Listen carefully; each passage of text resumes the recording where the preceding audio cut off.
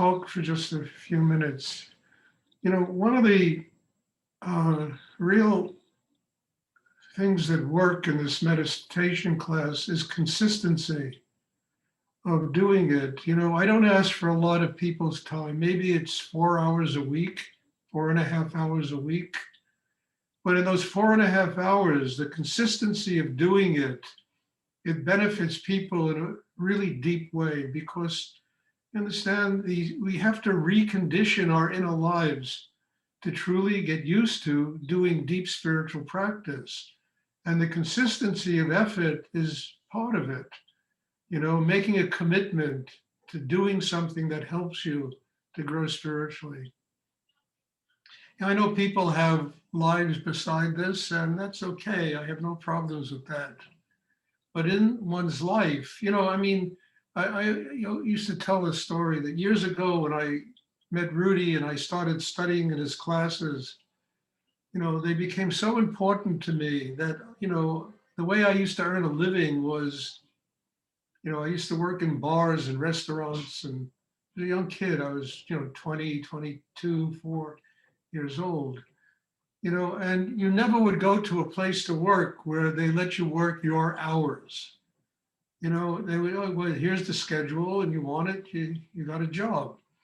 And I remember my need to be with Rudy was so strong. I went into this restaurant and I said, I need a job. And yeah, we have an opening. And the guy said to me, what hours do you want to work? I couldn't believe my ears because I knew how profoundly my need was to go to Rudy's classes. And it's like the universe heard it. And I said, well, he said, fine, we'll fit you in the schedule on those days. And it left every one of Rudy's classes open for me so that I could attend them. And one might say this is accidental, but it's really not accidental. Understand, it's like, the Red Sea parts when your need is deep enough to get out of slavery, And we as people have to have a need like that to do what works for us. We can't take it for granted, as many people took Rudy for granted. And one day he was not there anymore. And a lot of people were just really left out to lunch. I mean, this person who was supposed to live to 84 years old, who literally worked out his karma, the totality of his karma in the last year of his life, he finished it and he was gone. And he used to tell me all the time, Stuart, I say this a lot, but it's true. Don't love me. Don't build shrines to me. Learn what I have to teach because one day I won't be here anymore. And it took a lot to penetrate me because I really loved him in such a profound way because he basically saved my life. But finally I heard him. And I said, I'm not here to love him. I'm here to learn what he has to teach. He said, you want to free me? You want me not to have to come back to the earth again? Learn what I have to teach, and allow that to pass on to the next generation. Well, you only learn it through commitment. You understand? You learn it through, surrender, through making room inside yourself to do what works for you, what really helps you have a spiritual life.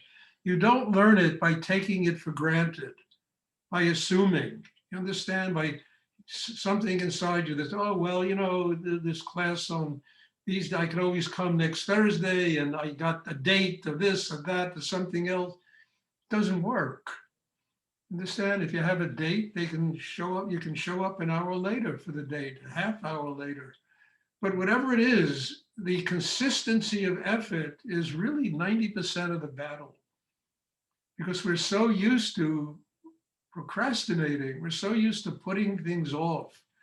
We're so used to accepting less than we're really worth, as human beings. We're so used to doing this all the time that when it comes to making commitments, they're very difficult to make. And yet they're essential. If you want a relationship with somebody, you have to make a commitment of a very deep nature. If you want to build a business, you want to work at a job, you have to make a commitment. And I remember when I was younger, I I used to get jobs working bartender, waiter, whatever. And, I've never lasted 3 months at a job because I never had a commitment to doing it. And Rudy always told me, you got to learn to finish cycles. You got to learn to make a commitment. So I remember when I got this job, which opened up the ability for me to study with Rudy every class, I made a commitment. If I had to spend the rest of my life waiting tables, I will do this job to the best of my ability. The best waiter that you could possibly have in this freaking restaurant, I will be that waiter. It doesn't matter how hard I had to work. And I remember the day I quit the job, I'm standing there with the boss of the owner of the restaurant. He said, Stuart, if you ever need a job, you're always welcome to come back here and work. And I knew I was finished with waiting tables for the rest of my life. I didn't know I would be running and, along with Bob Sink and other people, a restaurant in Denton, Texas. But I knew I was finished waiting tables because I made the ultimate effort. I said, okay, if I have to be here the rest of my life, I'll do this, And it was the same way when Rudy, Rudy told me, I want you to go back to school. Once you graduate from school, great things are going to start happening in your life. So I went back to school and I finally graduated. And I went in and I said, Rudy, I graduated today. So he said, and he looked at me and he said, go get a master's degree. I'll never forget that. I said, what? In what? I asked him. And what should I study? He said, I don't give a damn. Go get a master's degree, And and not only that, he said, I want you to go get a master's degree. And I'm taking away your teaching at the ashram. You're no longer going to be a teacher. Because every time he left New York, I used to do the teaching. And it was really a shock to me. And so I went back to the meditation hall. I sat down and I did a very deep exercise in myself. I had to get past all of that because, the last thing in the world I wanted to do was go back to school. And teaching was a very important thing in my life, it was, to me, a major step. And Nityananda came out of my heart. I'll never forget that. It was extraordinary. He was sitting on the altar in front of me, his astral being, soul force. And he said, so what has Rudy done to you? He said to me this. He said, look, if you go to school, if you get a master's degree, he said, he will not only be responsible in the next 2 years to give you everything he has to teach because you're listening to him, because you've made a commitment to be with him. And so how are you going to, and he said, and what has he done by taking your teachings away? He said, he's cut you down to your roots and you can finally grow as a healthy plant. It was extraordinary how one of the most difficult things I ever went through in my life just literally turned around and became a miracle. And I remember going back to Rudy's gallery there and he's standing there and I walked up to him and I gave him a big hug. And I said, Rudy, thank you. And he looked at me and he said, I didn't think you'd get it this quickly. It cracked me up. And a couple of months later, I said to him, do I really have to go to school? And he said, no, you've done your time there. And it was finished with. And what I'm saying is a commitment is a commitment, a deep commitment. And you got to find every single way to make it work for you. It's the same thing in a relationship with somebody. The person is going to do things you're not going to like. You got to find ways to make it work for you. You got to find ways so that it can help you to grow and help you to build your inner life. It's easy to complain about things because there's so much bullshit in the world, It's very difficult to find an answer that helps you get closer to God. And that's what our work is about. It's going deep enough inside oneself to do it. If you wanted, you could tear me apart. What the hell? I'm not a perfect being. Rudy always talked about he wasn't running for Miss America. You weren't there to judge him. You were there to take the Shakti, the energy. If you want to judge him, he said, look, I'm fat, I'm this, I eat pork, I eat meat. There's great stories. The first time he ever invited me up to his house, I'm sitting there and meditating with him.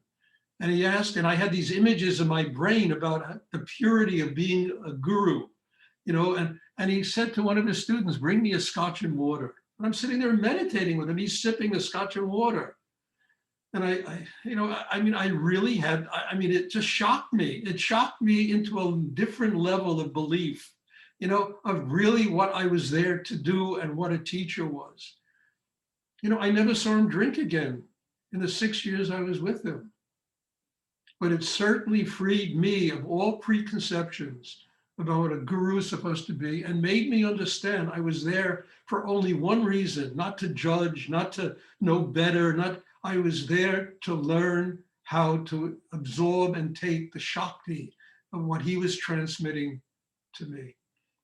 So I'm sharing this with you all because we all get into our heads and we all are looking for some kind of perfection in life, and there is no perfection. If God is perfect, the rest of us are just ingredients in a big bouillabaisse, I mean, we really have to learn how to understand why we go someplace and what's the best we can do when we get there.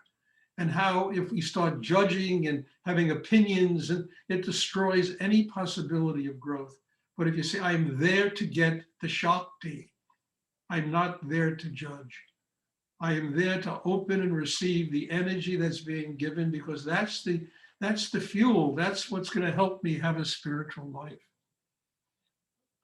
So what I'm trying to say is consistency of effort is essential. And I get a little tired of it. I'm in every class, I mean, I really am.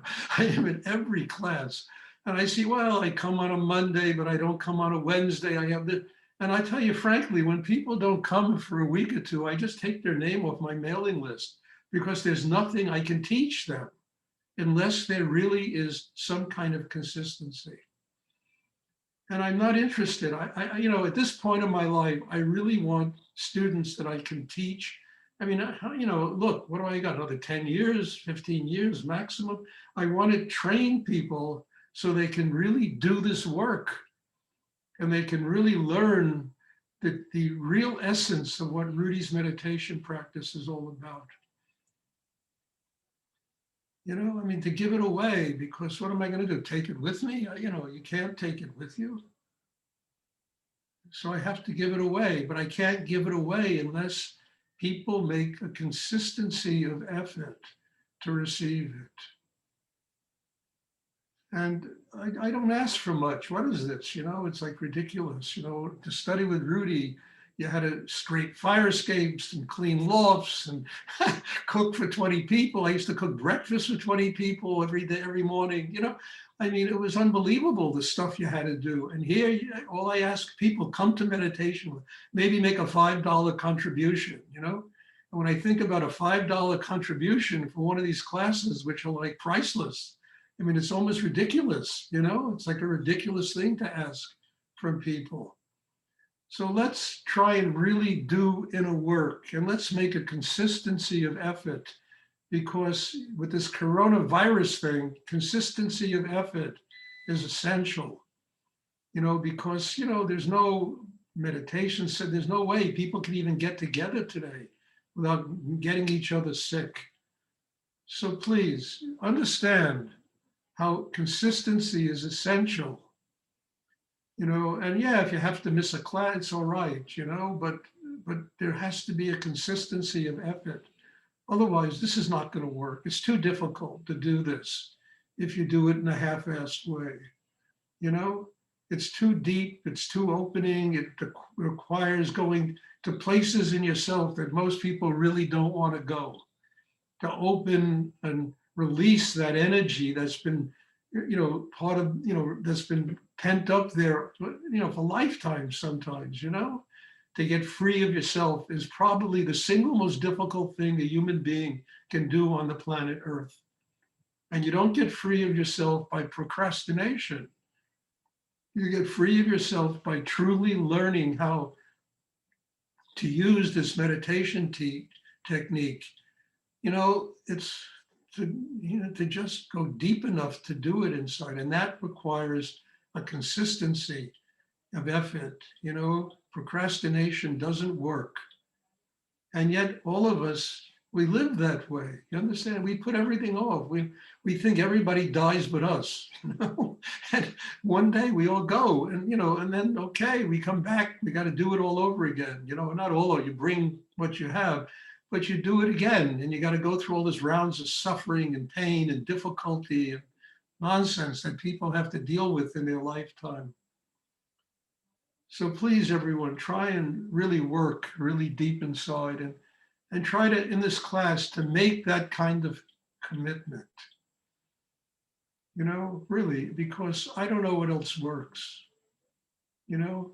I mean, I've written a lot of books in my life, and the only reason they got written and published and everything was the commitment I made to doing them. Some of them took 25 years to write, 20 years to write. A commitment like that is unbelievable, you know? But that's how they got written, the books that I've written. So anything that has value in life requires commitment. What has no value, you know, all right, you can put off, go to the movie, and also the movies today are so terrible. You know, it's easy not to go to them, you know. I mean, you don't have a lot of My Fair Ladies being made today, you know, really beautiful movies and wonderful music and acting and, you know, elegance and, you know, so we can put off all those things and we can do things that really help us to grow and really help us to tap the deepest level of what it means to be a human being living on this planet. So we'll have a meditation class, and afterwards, if anyone has a question, I'll be happy to try and answer it. And God bless you all for being here and for, you know, allowing me to do this. And also, as I say, I talk and I listen to a lot of this because it also teaches me as well as hopefully all of you. So bless you all, and let's have a meditation. And if you have any questions afterwards, I'll be happy to try and answer them.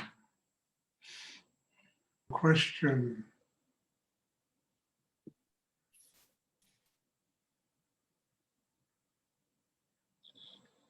I'd like you all to do me a big favor before the next class. Can you please make sure that wherever you are, whatever room you're in, it's lit enough so that I can at least see your face? Because some people, the lighting is no good and they're very dark and I can't even see them. So don't do it now, but for the next class, you know, when you set up to do this, be sure that, you know, that I can see your face, because that's really how I work with people, is through the eyes and the face. Does anyone have a question they would like to ask? Also, another thing, if you're sitting and there's a window behind you that light is coming through, it always makes the face so dark you can't see it. So be sure when you set up that, you know, it's almost like a photo shoot. People have to look right. Can't be too dark. Does anyone have a question they would like to ask?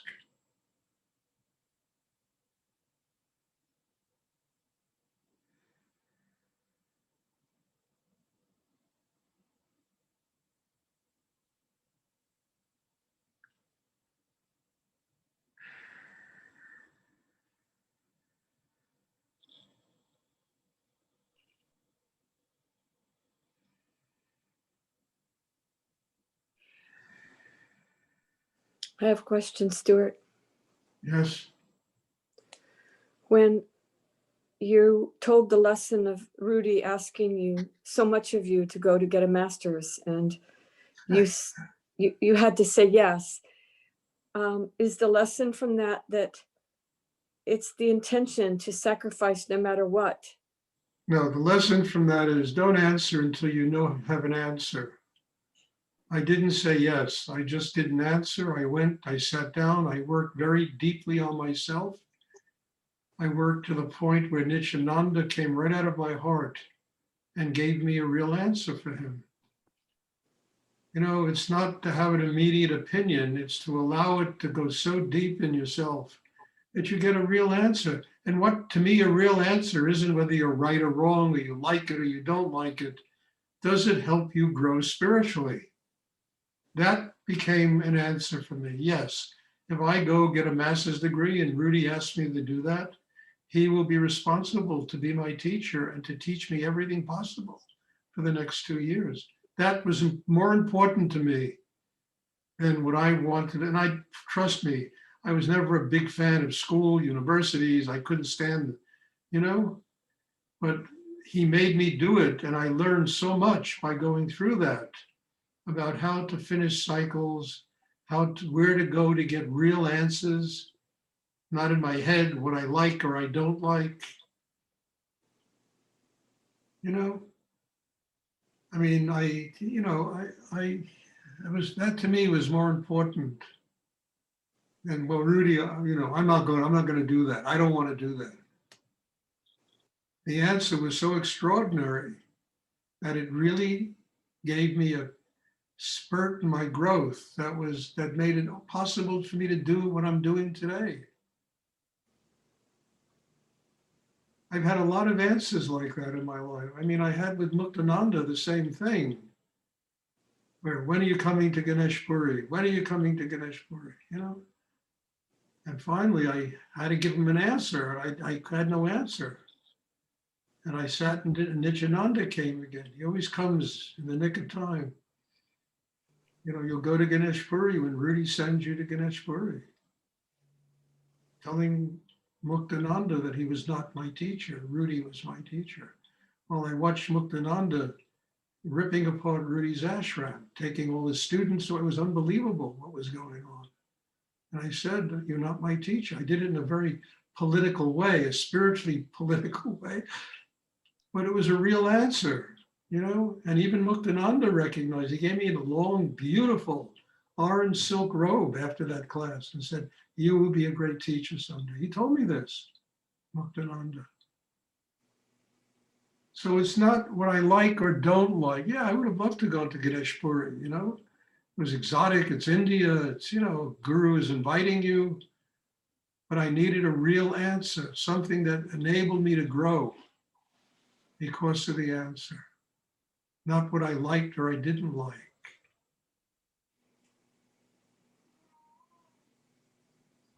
To me, that's always a real answer. And then you don't have to defend yourself. It's God talking through you, hey, Thank you for clarifying. That's very helpful. Does anyone else have a question they would like to ask?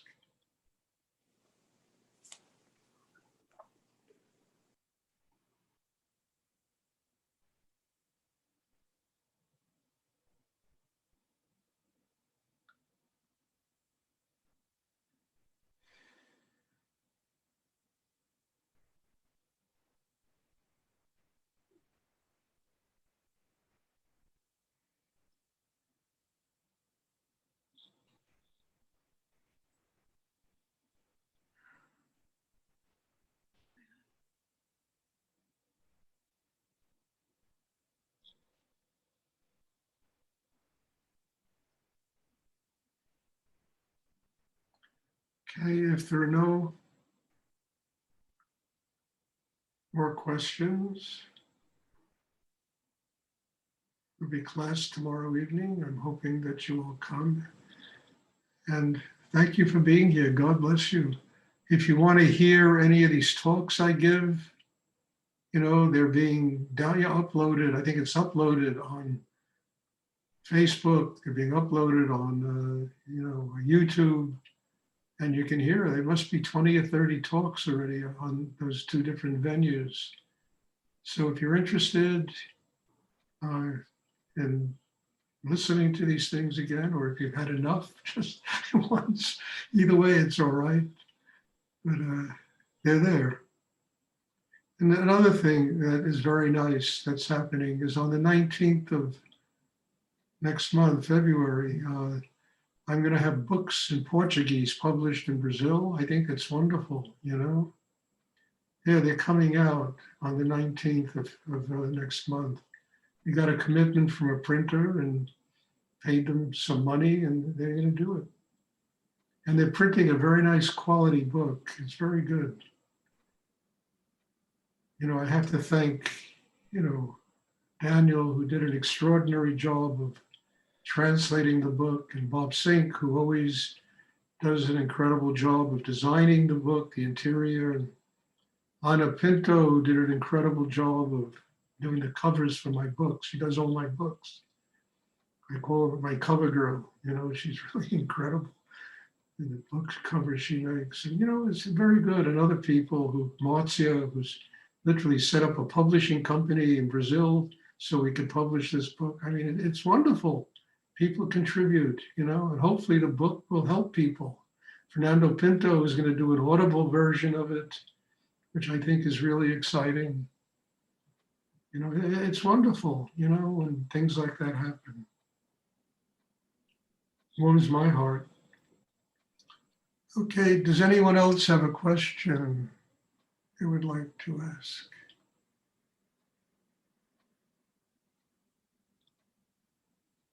Okay, I hope I see you all tomorrow. Thank you. God bless you all, and take all this home, take it with you. And we'll see you all tomorrow. Bless you. Dear Stuart, thank you. Thank you very much, Stuart. Thank you. Thank you, Stuart. You're Beautiful.